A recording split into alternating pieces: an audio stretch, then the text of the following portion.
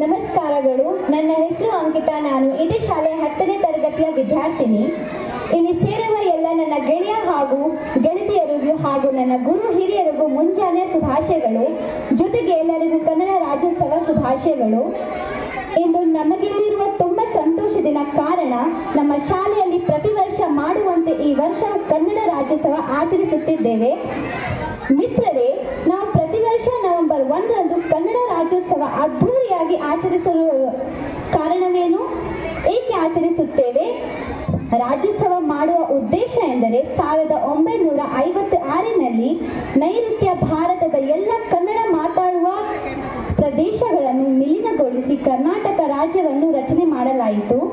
ಆದುದರಿಂದ ಈ ಒಂದು ದಿನ ನಮಗೆಲ್ಲರಿಗೂ ವಿಶೇಷವಾದ ದಿನ. ಇನ್ನು ಕನ್ನಡ ಧ್ವಜವು ತನ್ನದೇ ಆದ ವಿಶೇಷ ಭಾವವನ್ನು ಹೊಂದಿದೆ. ಕನಕಾಂಬರದ ಅಗತ್ಯವನ್ನು ಅರಿತ ಕನ್ನಡ ಹೋರಾಟಗಾರ ಎಂ ರಾಮಮೂರ್ತಿ ಹಳದಿ ಕೆಂಪು ಬಳಸಿ ಧ್ವಜ ಸಿದ್ಧಪಡಿಸಿದರು.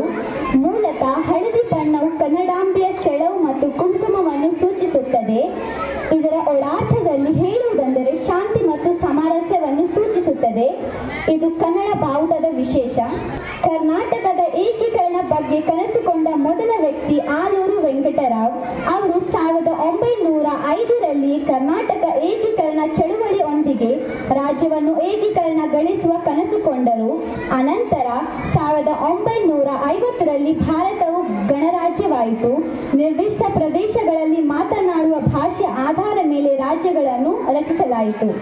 ನವೆಂಬರ್ 1, 1956ರಂದು ಮೈಸೂರು ರಾಜ್ಯ ಹಿಂದಿನ ಮೈಸೂರು ಸಂಸ್ಥಾನದ ಬಹುಪಾಲು ಪ್ರದೇಶವನ್ನು ಬಾಂಬೆ ಮತ್ತು ಮದ್ರಾಸ್, ಹೈದರಾಬಾದ್ ಸಂಸ್ಥಾನದೊಂದಿಗೆ ಏಕೀಕೃತ ಕನ್ನಡ ನಾಡು ರಚಿಸಲಾಯಿತು. ಹೀಗೆ ಹೊಸದಾಗಿ ರೂಪುಗೊಂಡ ಮೈಸೂರು ರಾಜ್ಯದ 3 ಪ್ರದೇಶಗಳಾಗಿವೆ. ಇದು ಉತ್ತರ ಕರ್ನಾಟಕ ಜನತೆಗೆ ಸರಿ ಕಾಣಲಿಲ್ಲ. ಇನ್ನಿತರ ಕಾರಣಗಳಿಂದ ರಾಜ್ಯ ಹೆಸರನ್ನು ನವೆಂಬರ್ 1, 1923ರಂದು ಕರ್ನಾಟಕ ಎಂದು ಬದಲಿಸಲಾಯಿತು. ಈ ಮಹತ್ವದ ನಿರ್ಧಾರ ತೆಗೆದುಕೊಂಡಾಗ ರಾಜ್ಯದ ಮುಖ್ಯಮಂತ್ರಿ ದೇವರಾಜ ಅರಸುರಾಗಿದ್ದರು.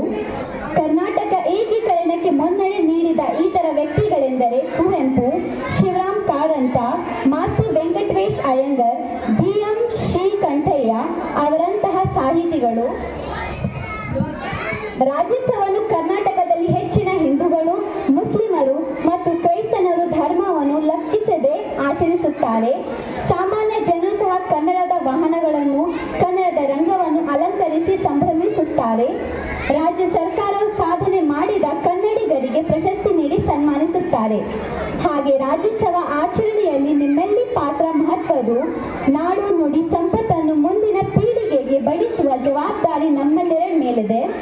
ಇಷ್ಟು ಮಾತನಾಡುವ ಅವಕಾಶ ಕೊಟ್ಟಂತಹ ನಿಮಗೆಲ್ಲರಿಗೂ ಧನ್ಯವಾದಗಳು ತಿಳಿಸುತ್ತಾ ನನ್ನ ಭಾಷಣೆಯನ್ನು ಮುಗಿಸುತ್ತೇನೆ. ಜೈ ಹಿಂದ್, ಜೈ ಕರ್ನಾಟಕ ಮಾತೆ.